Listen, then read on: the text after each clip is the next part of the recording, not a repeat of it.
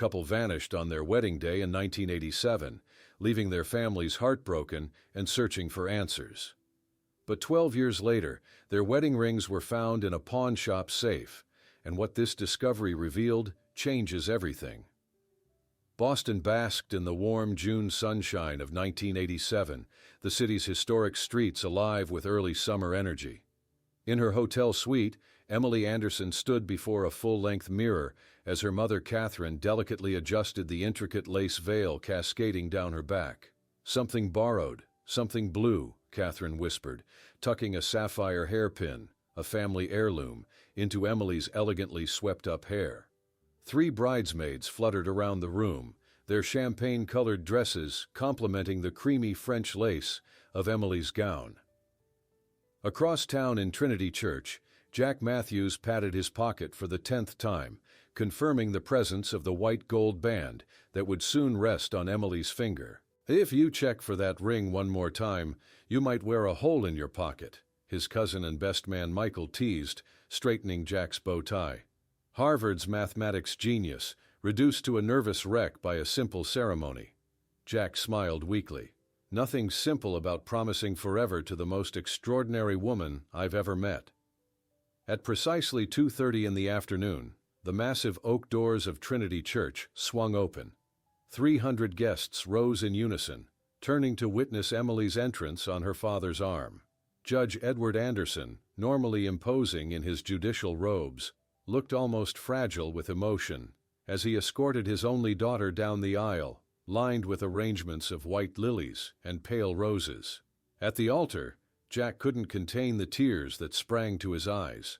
The Harvard graduate, son of investment banking magnate Richard Matthews, watched his bride approach with undisguised wonder, as if unable to believe his fortune. "I promise to be your safe harbor in every storm we face," Emily said, her voice steady despite the emotion shimmering in her eyes as she recited her vows. Jack's voice broke slightly as he responded, "I promise that each day by your side will be the beginning of our eternity." Later, crystal glasses clinked in the elegant ballroom of the Copley Plaza Hotel. The newlyweds swayed to Etta James's "At Last," lost in each other's eyes as guests formed an admiring circle around them. When Jack dipped Emily into a cinematic kiss, applause erupted throughout the room. Evening shadows lengthened as Emily exchanged her wedding gown for a comfortable traveling outfit, while hotel staff loaded their luggage into the silver Audi decorated with ribbons and cans.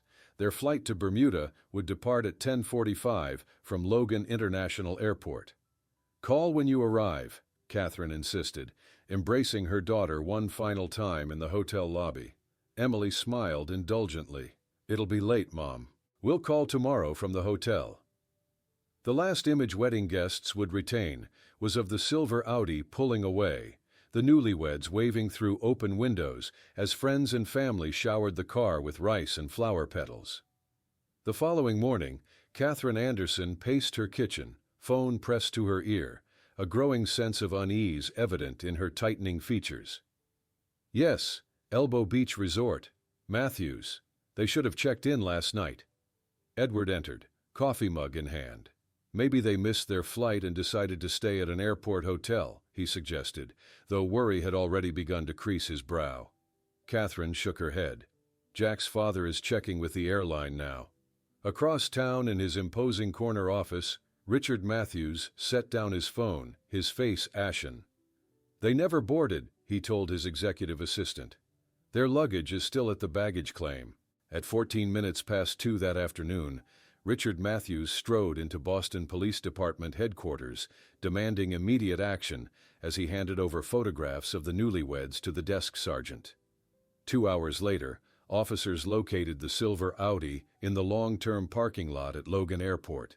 The car was locked, with no signs of struggle. Jack's wallet rested in the glove compartment, containing credit cards and $43 in cash.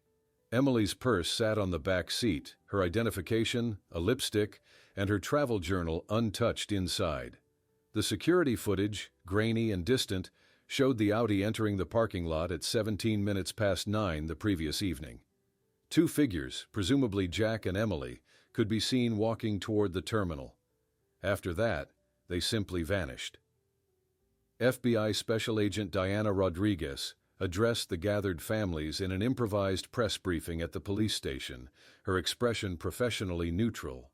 "We're considering all possibilities," she stated, meeting the desperate eyes of the Matthews and Anderson families. "But I must be honest with you, when people disappear voluntarily on their wedding day, it's usually because one of the newlyweds is hiding a secret they can no longer keep." Agent Rodriguez's words hung heavy in the air as the families stared at her in disbelief. Catherine Anderson collapsed into a nearby chair, her face drained of color, while Richard Matthews slammed his fist on the table. "That's preposterous," Richard bellowed. "My son would never abandon his responsibilities, his future. Something happened to them." In the days that followed, a makeshift operations room took shape at Boston Police Headquarters. The walls became a collage of wedding photos, airport security stills, and detailed maps of Logan Airport. Agent Rodriguez directed a team of FBI specialists, her calm efficiency providing the only structure in the chaos of uncertainty. "We need to examine every frame of security footage," she instructed, pinning a timeline to the corkboard. "And I want the car processed down to the last fiber." Forensic technicians in masks and gloves meticulously examined the Audi, swabbing door handles and collecting hair samples from the seats. One technician carefully lifted fingerprints from the steering wheel, while another photographed the position of items in the trunk. At the evidence table, Officer Michaels gently turned the pages of Emily's travel journal found in her purse. His eyebrows raised when he reached an entry dated 3 days before the wedding. "Jay discovered something. We need to talk to R before leaving." He immediately flagged the page for Agent Rodriguez. The next morning, Rodriguez interviewed a nervous security officer at Logan Airport who shifted uncomfortably in his chair. "The cameras in the South Corridor were down for scheduled maintenance that night," he admitted, avoiding her gaze. "It's in the log, but someone should have told you already." "Someone should have," Rodriguez agreed, her voice hardening. Across town in his Beacon Hill penthouse, Richard Matthews stood surrounded by advisors as they prepared for a press conference. His wife Eleanor watched silently from the doorway, her elegant features drawn with worry and something else, a questioning hesitation as she observed her husband's controlled fury. At Massachusetts General Hospital, Edward Anderson sat beside his sedated wife, holding her limp hand. Catherine had collapsed during an interview with investigators when they asked if Emily had expressed any doubts about the marriage. The doctors had prescribed rest and mild sedatives for acute anxiety. "She'll wake up soon," a nurse reassured Edward as she checked Catherine's vital signs. "The medication is just helping her mind process the shock." Back at headquarters, Detective Harris pored over Jack's phone records. "He made 3 calls to this same unidentified number in the week before the wedding," he noted, circling the pattern on the printout. Meanwhile, the FBI technical team analyzed parking lot footage frame by frame. "There," an analyst pointed to a blurry yellow vehicle. "A taxi passes near where they were last seen, but it's not from any company I recognize." That afternoon, Richard Matthews faced a forest of microphones, his commanding presence somewhat diminished by sleepless nights, yet still formidable. "My son and daughter-in-law would not abandon their lives, their families," he stated firmly, looking directly into the cameras. "I am offering $250,000 for information leading to their whereabouts." Within hours, the FBI call center was flooded with tips, most obviously false or mistaken. Operators diligently logged each call, though Rodriguez warned the families not to expect immediate breakthroughs. In New York, Jack's Harvard roommate Trevor Phillips received investigators in his Wall Street office. "Jack seemed concerned about something these past few weeks," he admitted, straightening his tie. "But he never specified what was troubling him." At Wellesley College, Emily's former roommate Jennifer told Agent Rodriguez Emily had reservations about Jack joining Matthews' investment. She mentioned he wasn't comfortable with some of the firm's practices. As technicians analyzed residue from the Audi's trunk, finding only airport dust and fibers from the luggage, Richard Matthews retreated to his private study. Holding a framed photograph of Jack at his Harvard graduation, He quietly instructed his security chief, "Find them before the FBI does, whatever it takes." Later that evening, a brown envelope arrived at the Anderson home containing the automatically processed wedding photos. Edward sat alone in his study, examining each image of the smiling couple, searching for any clue in their expressions. Upon examining one reception photo more carefully, Edward Anderson noticed something disturbing. In the background, partially obscured by other guests, stood a man he didn't recognize staring intently at Jack, and when he enlarged the image on his computer, Edward realized Jack was returning the gaze with an expression mixing recognition and fear. Edward Anderson stared at the wedding photograph, his judicial composure momentarily shattered. The stranger's gaze, locked with Jack's, held something ominous, a silent communication that sent chills down Edward's spine. 3 months had passed since the disappearance, and official investigations were slowing, but this discovery reignited his determination. The following morning, Edward paced his living room, now transformed into an investigation headquarters. Maps, timelines, and newspaper clippings covered every wall. Marcus Winters, a former Boston detective now working as a private investigator, studied the enlarged photograph carefully. "The resolution is decent enough for facial recognition," Winters noted, making detailed notes about the stranger's appearance. "His position suggests he wasn't an invited guest. Notice how no one is interacting with him." Across town in Beacon Hill, Eleanor Matthews seized an opportunity when Richard left for an emergency board meeting. She entered his private study, a room she rarely visited since the disappearance. Something about Richard's behavior, his controlled rage, late-night phone calls, and sudden trips, had awakened suspicions she'd long suppressed. Eleanor spotted a locked drawer in Richard's antique desk. Using a spare key hidden in their wedding photo frame, Richard's idea of sentiment, she discovered a thick manila folder. Inside were documents detailing wire transfers to Cayman Islands accounts and correspondence with South American clients using coded language. That evening, the Anderson family gathered solemnly around their television as America's Missing Persons featured Jack and Emily's case. The program showed wedding photos, airport security footage, and reenactments of their last known movements. A dedicated phone number flashed on screen for viewers with information. At FBI headquarters, agents manned a temporary call center, logging dozens of tips flooding in after the broadcast. Most callers reported improbable sightings from Seattle to Miami, but Agent Rodriguez instructed her team to document everything. "Even false leads sometimes contain fragments of truth," she reminded them. In his downtown office, Winters hunched over a computer, running facial recognition software against the mystery man's image. After hours comparing against various databases, his screen flashed a match.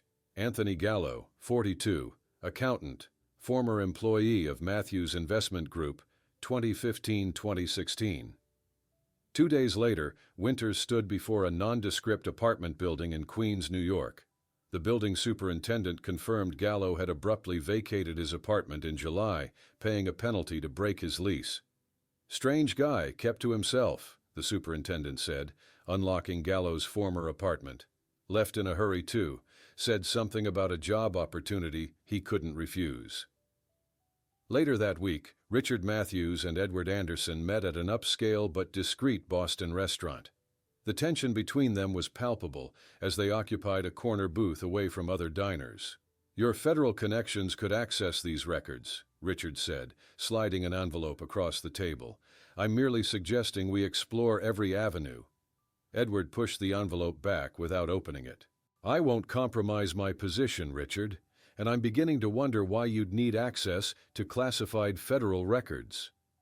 At the Matthews' former apartment, Catherine Anderson wandered silently through rooms filled with unopened wedding gifts and carefully selected furniture. She ran her fingers over Emily's collection of classic literature, fighting back tears as she encountered a copy of Jane Eyre with recent margin notes in her daughter's handwriting. Back in her hotel, Eleanor confronted Richard in their bedroom, throwing the discovered documents onto their bed. "What exactly was the company doing with these South American clients, Richard? Did Jack know about this? Richard's face paled, then hardened. Business complexities aren't your concern, Eleanor. Some matters are better left unexamined. Winters presented his findings to Edward the following day, spreading photos of Anthony Gallo across the judge's desk, along with his employment history. The timing is suspicious. Gallo disappears weeks after Jack and Emily. I need to see what he was working on at Matthews Investment. Using Edward's judicial influence, they gained access to the company's archive room, searching for records from Gallo's employment period. After hours of meticulous examination, they discovered that several folders from that time frame were conspicuously missing.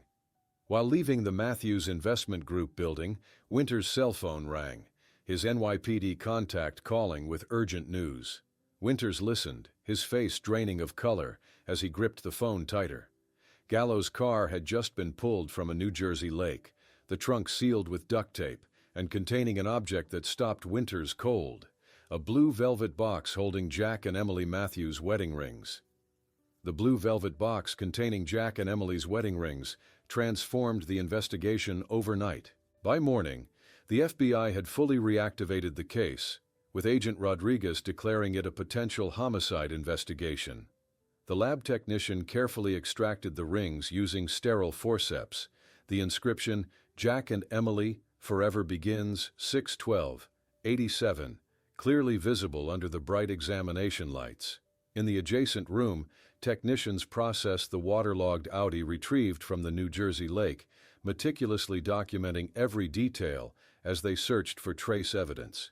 The vehicle's trunk, sealed with heavy-duty duct tape, had protected its grim contents from water damage. 2 gunshot wounds to the base of the skull, the medical examiner explained to Rodriguez, gesturing to the X-rays displayed on lightboxes. Execution style, professional job, but it's definitely not Gallo. Dental records don't match. Across town, Richard Matthews sat rigidly in a sterile FBI interrogation room, his lawyer conspicuously absent despite Rodriguez's recommendation. Sweat beaded on his forehead as agents methodically presented financial records showing millions flowing between Matthews Investment and Colombian shell companies.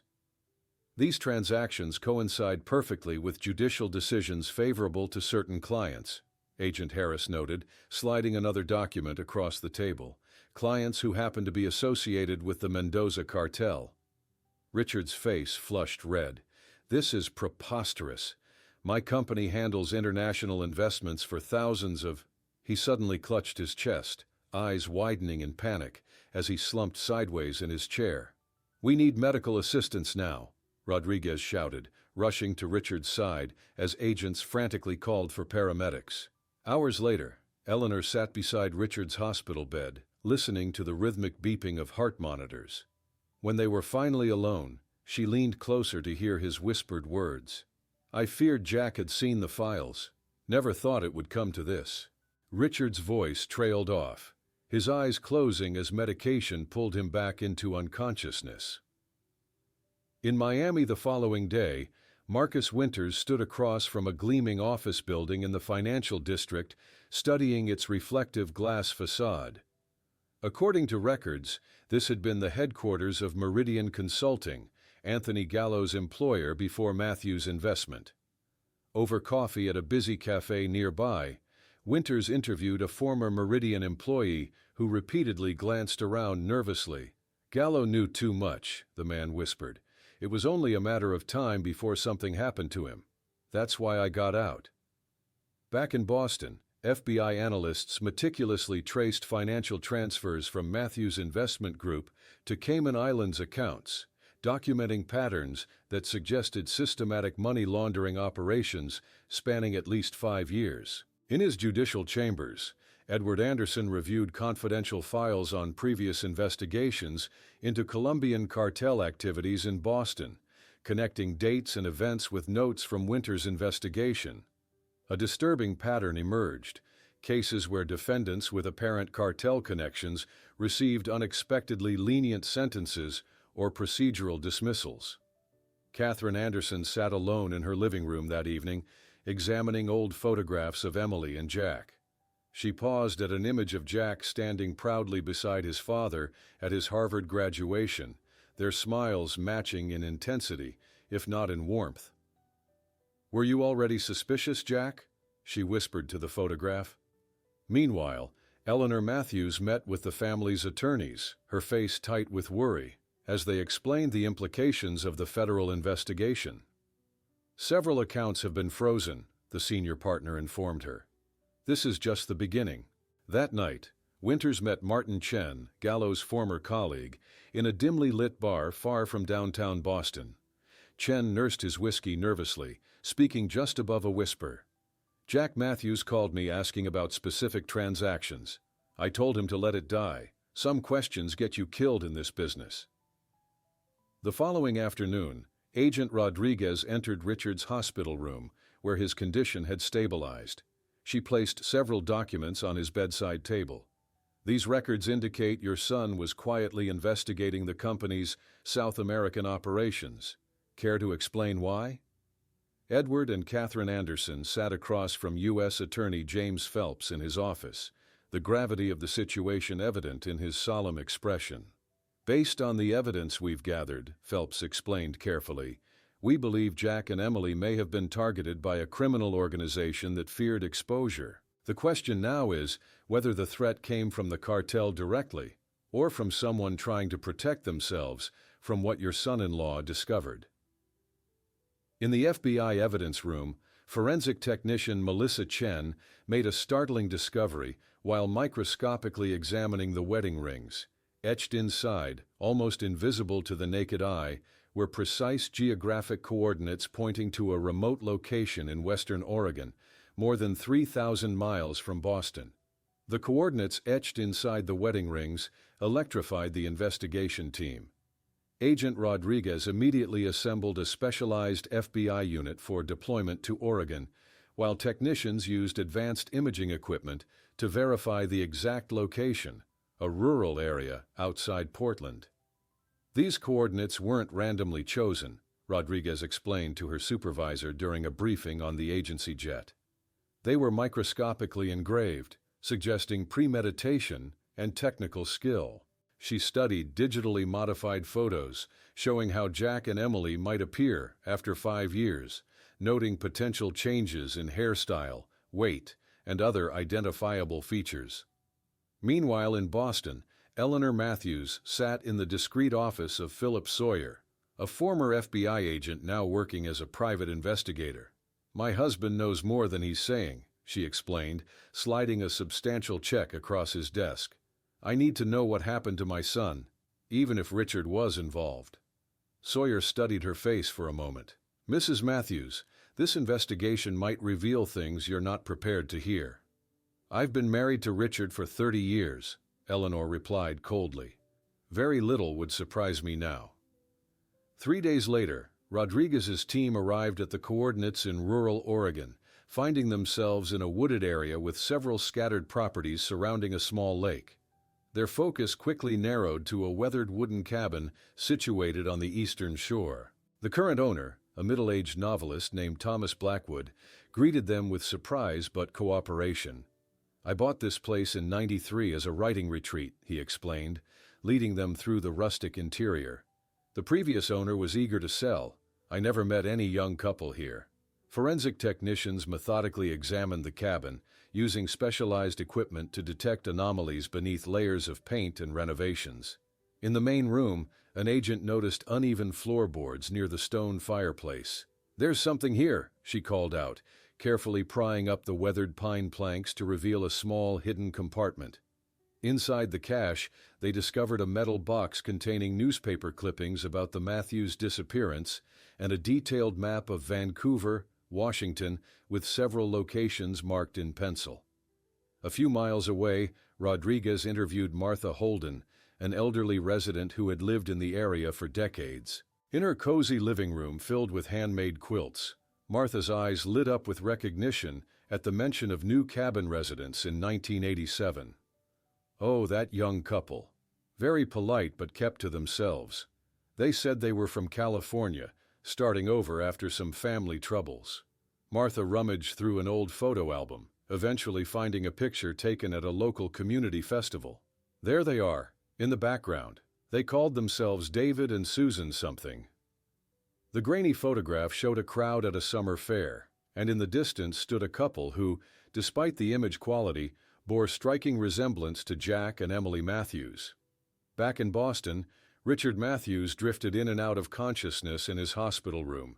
During a moment of fever-induced delirium, he gripped Eleanor's hand with surprising strength. "Jack made the right choice," he mumbled, eyes unfocused. "Non-official program, better than dead witnesses." Eleanor immediately called Edward Anderson, relaying Richard's cryptic statement. The judge, who had spent his career navigating the legal system, recognized the implication immediately. "He's talking about an unofficial witness protection arrangement," Edward explained, already pulling books from his office shelves to research federal procedures. Something outside normal channels. Meanwhile, Marcus Winters had tracked Anthony Gallo's movements prior to the disappearance. Records showed Gallo had consulted Jonathan Weber, an attorney known for helping clients legally disappear, in May 1987, just weeks before the wedding. At the county records office in Clackamas, Oregon, Rodriguez discovered the cabin had been rented for 2 months to a David Williams, who paid the entire amount in cash, leaving no forwarding address when he departed. The forensic team's careful examination revealed one final chilling piece of evidence. When they applied luminol to a specific corner of the cabin, the chemical revealed faint traces of blood that had been thoroughly cleaned and painted over years ago. "Blood type matches Emily Matthews," the technician informed Rodriguez after preliminary testing, "but we'll need DNA analysis to confirm." As the team packed up their equipment that evening, Rodriguez's phone rang. The Boston field office was calling with urgent news. Police had detained a man attempting to access a post office box registered to David Williams, and in his wallet they'd found a faded photograph of Jack and Emily Matthews with a handwritten note on the back. "Clark College, Vancouver. You've been located." Agent Rodriguez stared at the handwritten note in disbelief. Clark College in Vancouver, Washington, just across the Columbia River from Portland. The pieces were finally falling into place. Within hours, she had assembled a small team and established surveillance protocols for the campus. "We need absolute discretion," she instructed her agents as they gathered in a local FBI field office. "If this is indeed Jack and Emily Matthews, they've been hiding successfully for 12 years. They'll be hypervigilant to any surveillance." 2 agents posing as prospective students captured the first photographs of David Williams leaving his mathematics classroom. The tall, lean professor carried a stack of advanced calculus textbooks, his dark-rimmed glasses and neatly trimmed beard a stark contrast to the clean-shaven Jack Matthews, who had disappeared in 1987. "Facial recognition shows a 93% match," the tech specialist confirmed, comparing the surveillance photos with aged progression images of Jack. "Accounting for deliberate alterations to appearance, it's almost certainly him."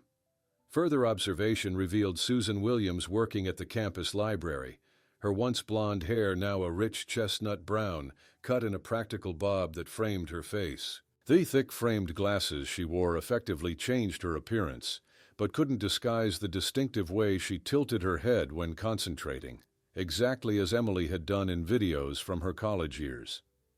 From the surveillance van parked discreetly near campus, Rodriguez watched live footage of the Williams family home, a modest 2-story in a quiet Vancouver suburb. The couple played with their children in the front yard, a boy of about 9 and a girl who appeared to be 7. "They've built an entire life," Rodriguez murmured, watching the seemingly ordinary family scene with mixed emotions. In Boston, Richard Matthews received unexpected visitors in his hospital room. 2 men in expensive suits entered when the nurse stepped out, closing the door behind them. "Our employers are concerned about your recent memory lapses," the taller man said, his accent faintly South American. "They wonder what exactly you've shared with federal authorities." Eleanor Matthews, returning from the cafeteria, observed the exchange from the hallway. Recognizing the implicit threat, she quietly retreated to call Edward Anderson, while following the men at a safe distance when they departed. At Boston Police Headquarters, the interrogation of Thomas Walsh continued into its sixth hour. The former Matthews investment security officer maintained his stoic demeanor despite increasingly pointed questions. "I received half the payment in cash, $25,000, Walsh finally admitted. "I was to receive the remainder upon confirming their location." In Seattle, Edward and Catherine Anderson pored over documents with Philip Sawyer, the investigator Eleanor had hired. Spread across the hotel suite table were photographs of Clark College and information about the Williams family. "The timeline matches perfectly," Sawyer explained. "David Williams appeared in Vancouver in 1992 after the cabin in Oregon was abandoned. Back in Vancouver, Jack Matthews, now David Williams, sat at his kitchen table helping his son with math homework while discreetly monitoring an unfamiliar vehicle parked across the street. "Michael, why don't you finish the last problems upstairs?" he suggested casually, his eyes never leaving the sedan with tinted windows. At the college library, Emily fielded a call from home, her composed expression faltering only briefly. "David, I think we need to implement the security protocol we discussed," she said quietly, immediately hanging up and requesting an early departure from her supervisor. FBI agents examining David Williams' employment records discovered sophisticated fabrications. Universities had confirmed his credentials without possessing actual physical records of his attendance. "They did an impressive job creating this identity," Rodriguez told her superior during a video conference. "The question now is, do we approach directly or continue surveillance?" While agents debated their next move, David Williams loaded his children into the family station wagon, ostensibly for school, but drove in the opposite direction, employing evasive driving techniques that betrayed professional training. Simultaneously, Susan Williams entered a local bank, accessing a safety deposit box registered to Elizabeth Miller and removing documents and a substantial amount of cash. Minutes later, the security company monitoring the Williams residence received an emergency alert code from the home system. When agents finally decided to make direct contact and approach the Williams home, they found it empty with signs of hasty departure, and on the kitchen table, a recent newspaper clipping about Richard Matthews' hospitalization with a handwritten note that chilled Rodriguez's blood. "They've found us again. If you're reading this, we're already dead. B-17. B-17. The cryptic code sent the FBI operation into high alert. Rodriguez immediately mobilized roadblocks on major exit routes from Vancouver while agents tried to decipher the mysterious reference. It could be anything: a location, a historical reference, some kind of pre-established protocol, suggested FBI analyst Kevin Moore, furiously typing searches into the database. "We need to figure this out before they disappear completely." Meanwhile in Boston, Richard Matthews' condition had deteriorated dramatically. Sensing his mortality approaching, he summoned Eleanor and the family attorney, Martin Green, to his hospital bedside. "I need to confess everything before it's too late," Richard whispered, his once commanding voice now frail. Eleanor leaned closer, grasping his hand as the attorney prepared to take notes. "The Mendoza cartel used us for years," Richard continued, his breathing labored. "When Jack discovered the truth, I arranged a solution, a controlled disappearance." Back in Vancouver, Agent Luis Dominguez had been searching property records when he made a breakthrough.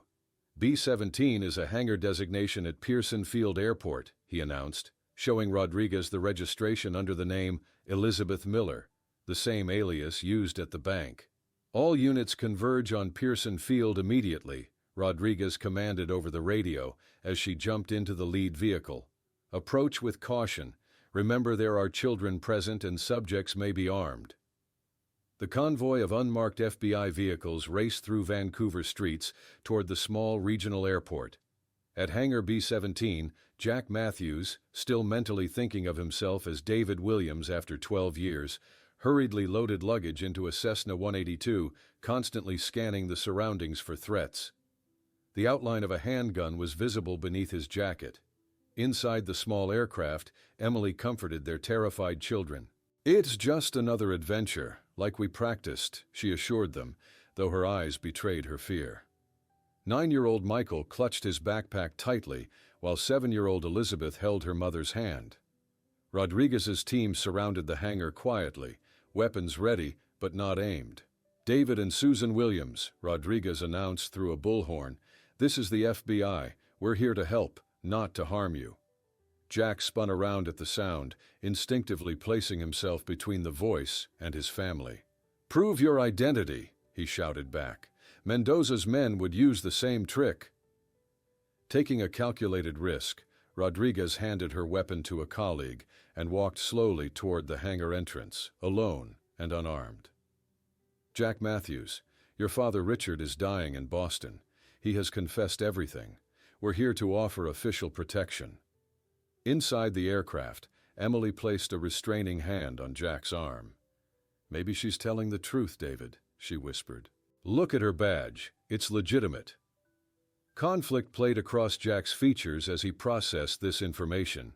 After a moment's hesitation, he lowered his weapon, though tension still radiated from his posture. "I have evidence," he stated flatly. "Documents, transfer records, names. It's been my life insurance for 12 years. Emily emerged from the plane with the children, explaining gently, "These are government agents who are going to help us. Remember the story about the family who needed new names? That's about us." Rodriguez followed Jack into the aircraft, watching as he revealed a hidden compartment beneath the pilot's seat.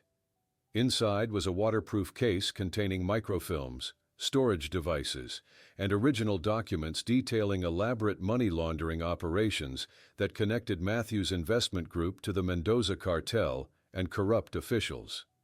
"This is everything," Jack explained. "Enough to bring down the entire network if we live long enough to testify." As the FBI escorted the family toward waiting vehicles, Rodriguez's phone rang. Her expression darkened as she listened to her supervisor in Washington.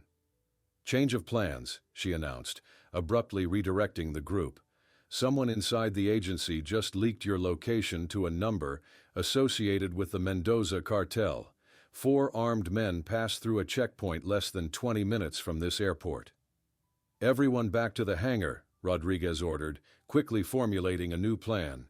"We can't trust standard protocols anymore." Her team responded with practiced efficiency, immediately surrounding the family as they retreated to the temporary shelter of Hangar B-17. Inside, Rodriguez made a difficult decision. "We're dividing into separate vehicles. Trust no one outside this immediate team." She turned to her most trusted agents. "Hawkins, take the children in the black SUV. Phillips and I will transport Mr. and Mrs. Matthews in the blue sedan." Jack knelt to his son's eye level, placing his hands on Michael's shoulders.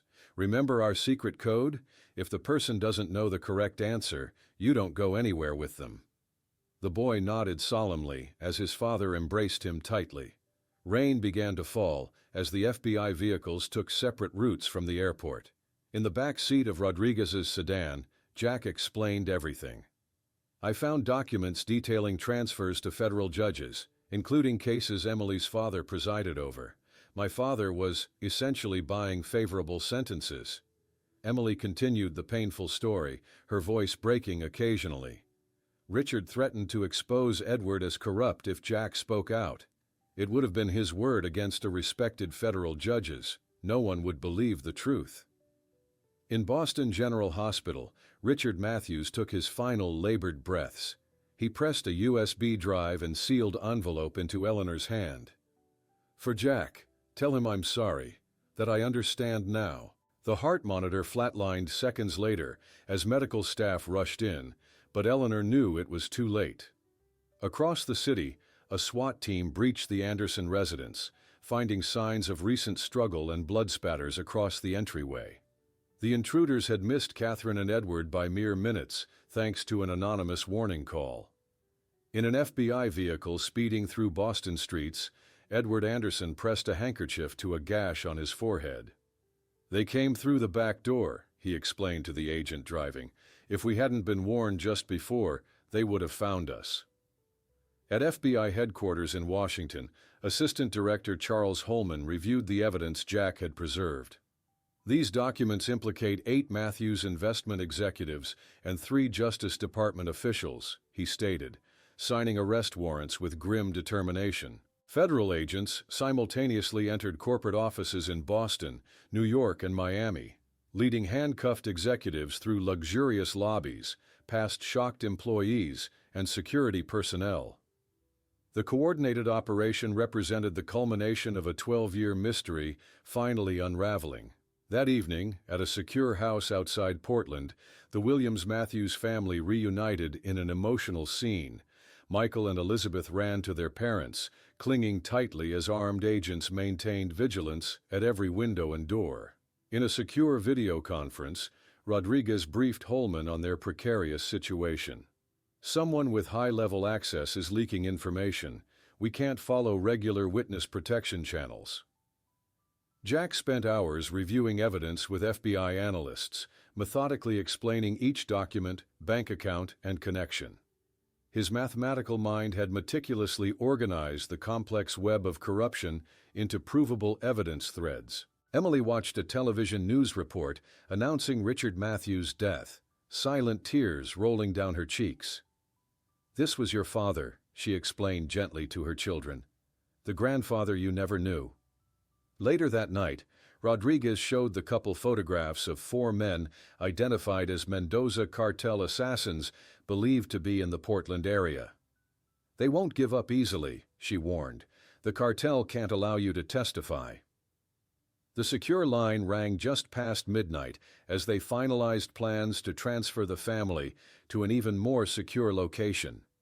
An agent answered, then urgently motioned to Rodriguez. Eleanor Matthews had been admitted to a Seattle hospital with gunshot wounds after an assassination attempt, and her first words to the responding agent were chilling. "Tell Jack I know who the traitor is. It's someone who's in that room with him right now."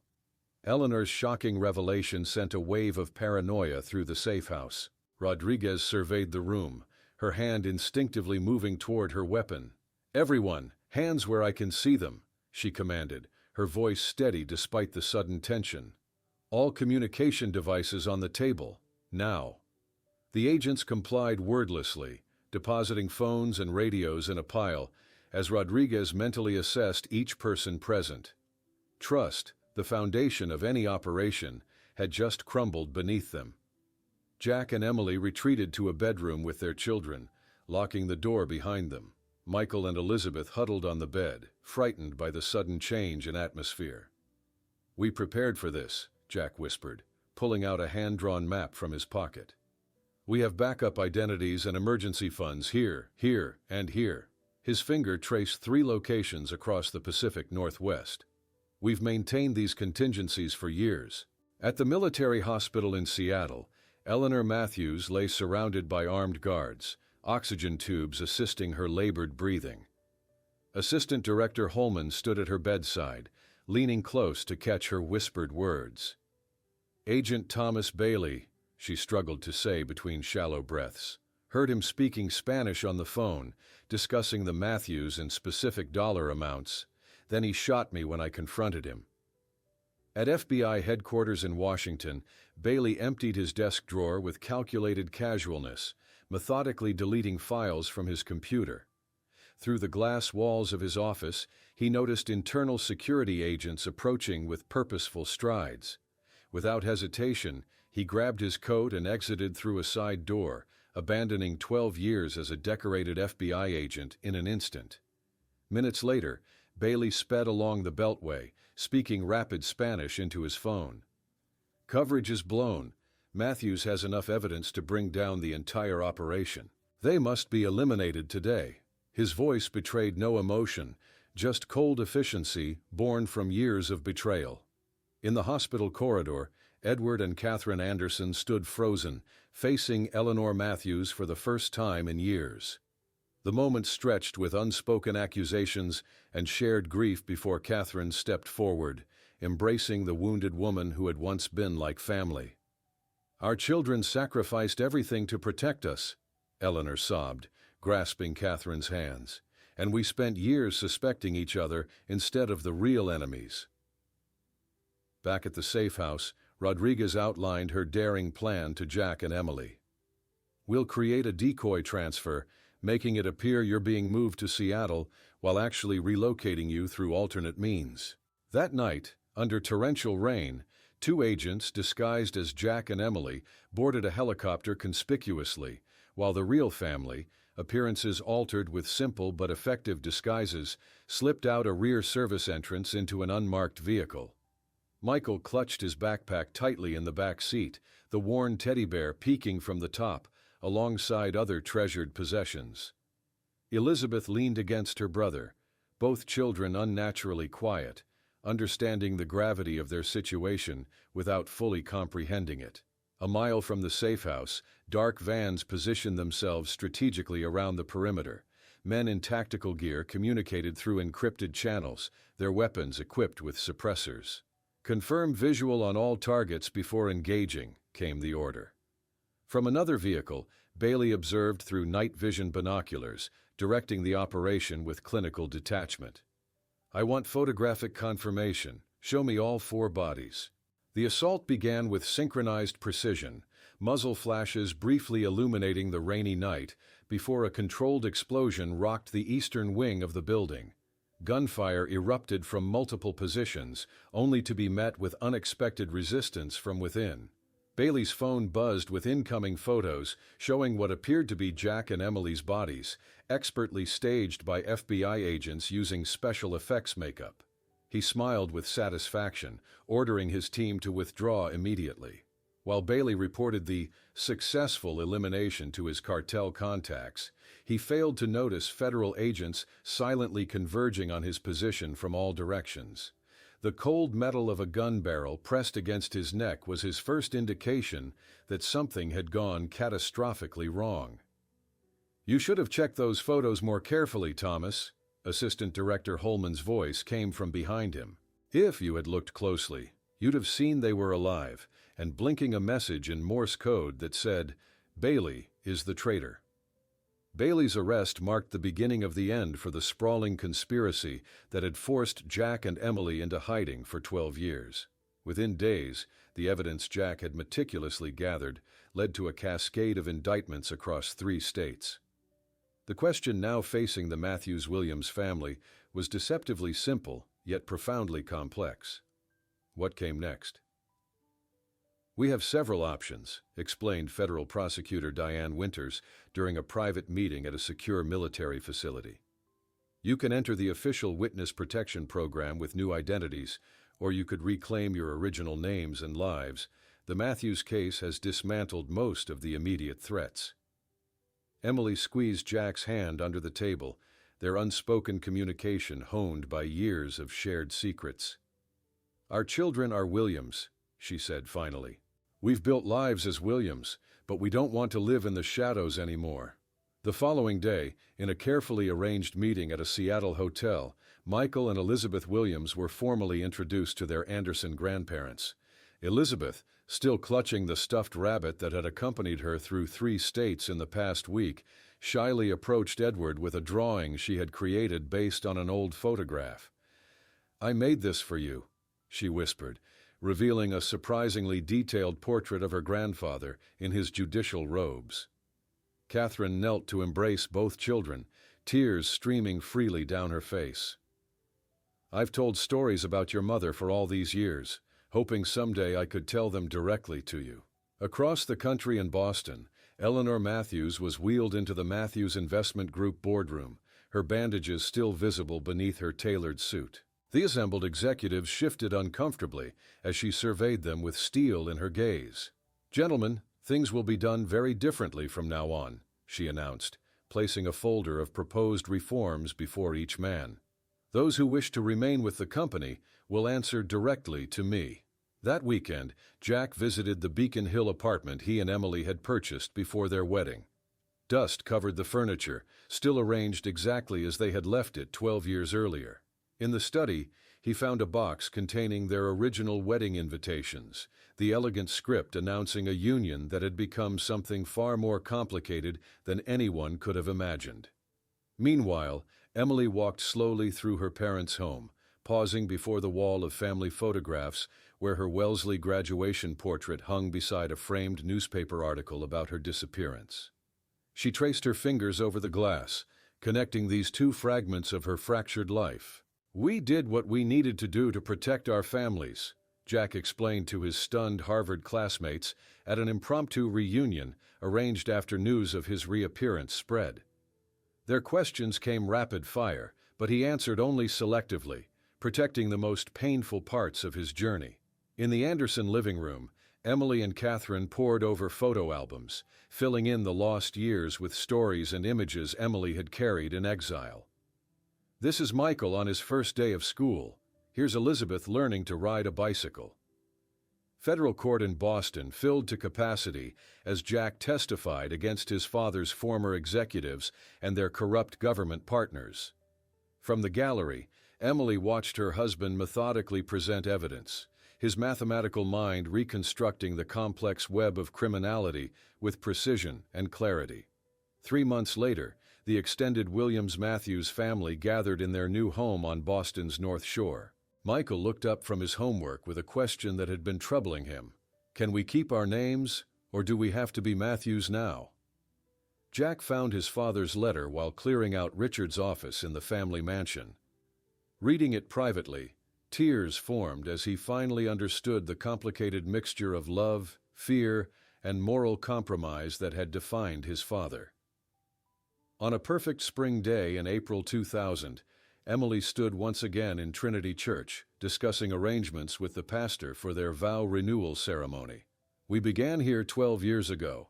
It seems right to close the circle," she explained, running her fingers along the carved wooden pews.